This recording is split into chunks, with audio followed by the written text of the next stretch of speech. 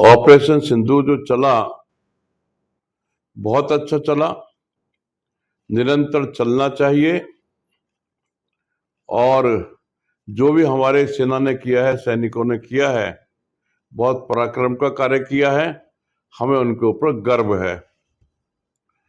हमें तो उम्मीद थी कि पाकिस्तान एकदम घुटनों के बल पर आ जाएगा, लेकिन घुटनों के बल पर अभी नहीं आया है, केवल थोड़ा सा झुका है। झुकने से काम चलने वाला नहीं है, उसे घुटने के बल पर लाना होगा। और जैसे पहले तो पूरे हमारे हिंदुस्तान के अंदर ये बात थी कि 4 टुकड़े होंगे पाकिस्तान के, टुकड़ा तो एक भी नहीं हुआ। तो कुछ तो होना चाहिए। अब वो सरकार की क्या मजबूरियां हैं वो उनको पता होगा, लेकिन जनता तो ये चाहती है कि पाकिस्तान का अधिक से अधिक जितना नुकसान हो सकता है उसका नुकसान होना चाहिए। उसको घुटनों के बल पर जमीन पर आ जाना चाहिए।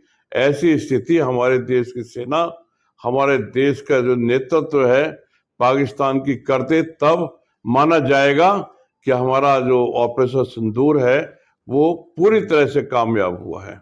देखिए, सेना में या देशभक्ति में जाति का तो कोई महत्व है ही नहीं। जो देशभक्ति के लिए कार्य कर रहा है वो देशभक्त है।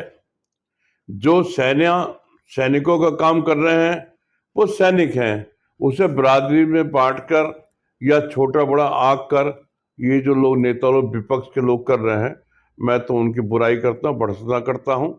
ऐसा उनको ऐसे मौके पर नहीं, ऐसे मौके पर के कभी भी नहीं करना चाहिए कि ये जो बिरादरीवाद, धर्मवाद, जहां पाकिस्तान से युद्ध चल रहा हो, अगर सोफिया को ये कह के मुस्लिम है तो उससे क्या फर्क पड़ता। मुस्लिम तो पहले भी हमारे देश में, हाँ, बहुत से लोग सेना में अब भी हैं, पहले भी थे, उन्होंने वीरता का परिचय दिया है। देखना तो यह है कि देशभक्त है कि नहीं है। देशभक्त होना ये आवश्यक है, बिरादरी धर्म का इतना ज्यादा महत्व नहीं होना चाहिए। अब भाई, अब जब आप उसको देशद्रोही कह ही चुके हैं, सत्ता पक्ष उसको देशद्रोही कहता है, पाकिस्तान की तरफ से बोलने वाला कहता है, तो जो जिसकी पहचान बन जाएगी वो वैसे ही बोलेगा ना। और उसको जिंदा किसने किया?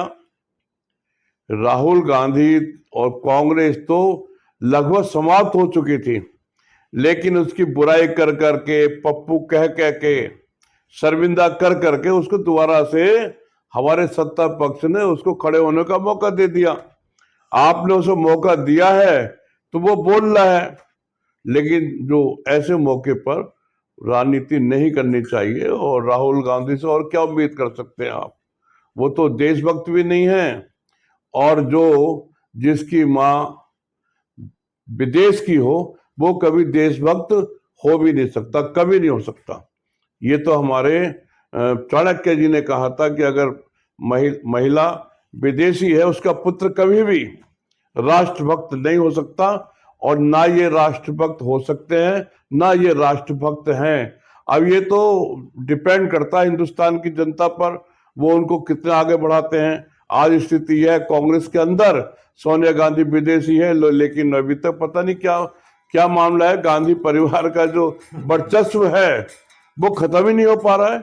क्या कारण है? तो जो लोग उनको मानते हैं उनके पार्टी के लोग भी महत्व देते हैं, और हमारे जो सत्ता में बैठे हुए लोग हैं या जनता भी है वो उनको महत्व देने लगी है।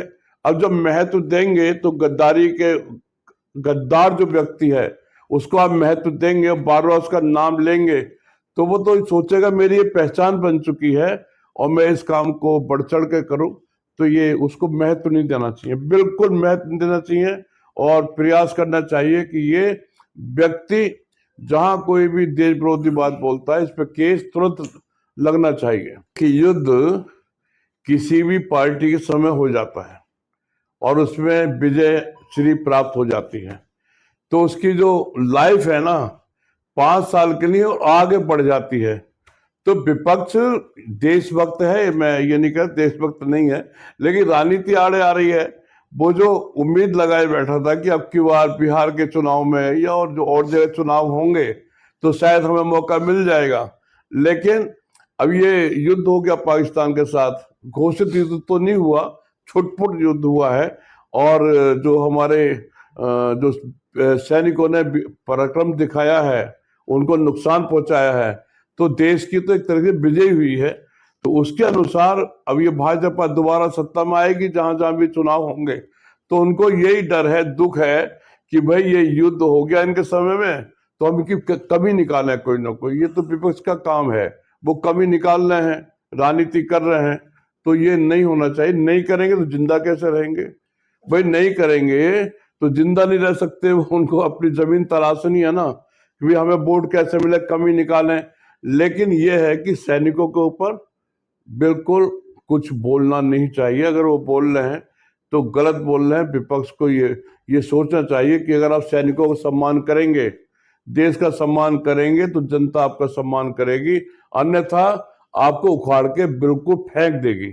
जनता आपको सहन करने वाली नहीं है। आप वैसे राजनीति करिए, लेकिन सैनिकों पर या देश हित के खिलाफ आप कुछ काम करते हैं, सैनिकों के बारे में कोई अपशब्द कहते हैं, उनका साहस गिराते हैं, आप उनके ऊपर आरोप लगाते हैं, तो निश्चित रूप से आप कभी भी विजय प्राप्त नहीं कर सकते। आप गद्दारों की श्रेणी में आप आएंगे ही आएंगे। और अभी देश के अंदर ऐसे ऐसे हमारे वीर सपूत हैं कि गद्दारों को वोट देने वाले बिल्कुल नहीं हैं। मेरा पूरा परिचय डॉक्टर सुरेंद्र त्यागी, राष्ट्रीय अध्यक्ष industries and trade welfare association. Operation Sindoor के बाद में अगर मैं गवर्नमेंट के आंकड़े देखूं तो गवर्नमेंट जो कह रही है कि भाई जो अप्रैल का जीएसटी है सबसे हाईएस्ट आया है अप्रैल का जो है, लेकिन जो ऑपरेशन तो हुआ तो इसमें मई में हुआ है। अब मई के आंकड़े जो आएंगे तब मालूम पड़ेगा क्या है। लेकिन इन जनरल जो देखने को मिलता है व्यापार में ऐसा कोई फर्क नहीं पड़ा है। हाँ, जो तुर्की का जो बहिष्कार कर रहे हैं, बहुत जगह उनके ठेके चल रहे हैं, बहुत जगह उनकी इलेक्ट्रॉनिक्स क्षेत्र में एयरपोर्ट्स पर सेवाएं दे रहे हैं, वो जरूर बंद की हैं, लेकिन गवर्नमेंट ने उनके लिए पहले एक सब्स्टिट्यूट तैयार कर लिया। ऐसा नहीं है हबड़ दबड़ में वो उनको बंद किया है, उनका सब्स्टिट्यूट करने के बाद में उनको वहाँ से हटाया गया है। मेरा नाम प्रिंस कंसल है और मैं देश के प्रतिष्ठित MSME organisation industries and traders welfare association का जनरल सेक्रेटरी हूँ। ऑपरेशन सिंदूर हमारे देश की सेना का एक निसंदेह अत्यंत उत्कृष्ट कृत्य रहा है, जिससे हमारा पड़ोसी मुल्क काफ़ी हद तक भयभीत भी हुआ और वो कहीं ना कहीं अपने खोल के अंदर वापसी गया है। लेकिन इसको अगर सरकार कंटिन्यू करती तो शायद आम जनता को भी अच्छा लगता और हमें भी अच्छा लगता। ना जाने क्या कारण रहे इसका सीज फायर हो गया। खैर, ये विषय तो राजनेताओं का है। देखिए, जहाँ तक बात ऑपरेशन सिंदूर के बाद व्यापार की है, कोई खास इसका बैड इम्पैक्ट हमारे इंडियन इकोनॉमी पर नहीं पड़ा है। लेकिन जम्मू कश्मीर की अर्थव्यवस्था, जो कि पूर्ण रूप से पर्यटन उद्योग के ऊपर ही निर्भर है, उसके ऊपर जरूर इसका नेगेटिव इंप्रेशन पड़ने जा रहा है। पहलगाम, जो कि जम्मू कश्मीर का एक सबसे प्रसिद्ध पर्यटन क्षेत्र है, उसके अंदर इस तरह की दुर्दांत आतंकवादी घटना हुई। उसके बाद जो एक सामान्य पर्यटक हैं, उनका जम्मू कश्मीर आना जाना जरूर कहीं ना कहीं उसके ऊपर कमी होने जा रही है, जिसका सीधा सीधा नेगेटिव इंप्रेशन जम्मू कश्मीर की अर्थव्यवस्था पर पड़ेगा। इंटरनेशनल मार्केट की हम बात करें तो देखिए, जैसे कि भी आपने सुना, हमारे आदरणीय अध्यक्ष जी ने बताया, टर्की अजरबैजान का बहिष्कार इसलिए किया जा रहा है क्योंकि दोनों ही देश सही का साथ ना देकर गलत के साथ जा रहे हैं, और एक बार नहीं बार बार जा रहे हैं। टर्की को जबकि हमने समय समय पर हर संभव सहयोग करा, और मैं तो टर्की को एहसान फरामोश कहता हूं। जिस समय टर्की के अंदर भूकंप आया था तो हमने ऑपरेशन दोस्त चलाते हुए भारतीय सरकार ने उसको तमाम सहायता मुहैया कराई थी। हमने अपने डॉग स्क्वाड भी यहाँ से भेजे थे, जिससे कि मलबे के अंदर कोई जीवित यदि व्यक्ति है तो उसको तलाशा जा सके। अन्य बहुत सी हमने उसको सहयोग करे थे। उसके बावजूद वो दुश्मन मुल्क पाकिस्तान, जो कि मानवता की मानव जाति के लिए एक दुश्मन है, ऐसे मुल्क के साथ खड़े हैं। तो इसका तो निसंदेह बहिष्कार होना ही चाहिए। और हम industries and traders welfare association की ओर से देश के तमाम व्यापारियों से और उपभोक्ताओं से अपील भी कर चुके हैं कि टर्की और इसका अजरबैजान का बहिष्कार करें। बांग्लादेश भी देखिए, आज की तारीख में जैसे कहते हैं दिग्भ्रमित हो जाना, तो बांग्लादेश को तो हम यही कहेंगे परमपिता परमात्मा से कि बांग्लादेश को और उसकी सरकार को सद्बुद्धि दे कि वो अपना हित सोचते हुए दोबारा से भारत की शरण में आए, किसी गलत तथ्यों के आधार पर भारत से दुश्मनी ना मोले।